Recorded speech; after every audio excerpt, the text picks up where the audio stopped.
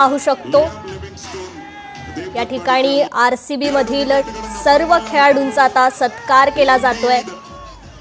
सर्व खेळाडू या ठिकाणी दाखल झालेले आहेत।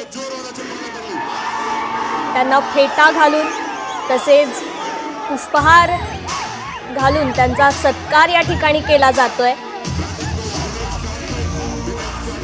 चिन्नस्वामी स्टेडियमच्या बाहेरील आपण दृश्य पाहतोय। प्रत्येक खेळाडूचा या ठिकाणी सत्कार केला जातोय। कर्नाटकचे जे डीसीएम आहेत त्यांच्याकडून हा सत्कार केला जातोय। आरसीबी मधील प्रत्येक खेळाडूचा या ठिकाणी सत्कार केला जातोय। आरसीबी काल IPL 2025 ट्रॉफीची मानकरी ठरलेली आहे। या ठिकाणी आरसीबी चाहत्यांचा उत्साह दिसून येतोय। चिन्नस्वामी स्टेडियमच्या बाहेर ही दृश्य आपण पाहतोय। सर्व खेळाडू या ठिकाणी दाखल झालेले आहेत।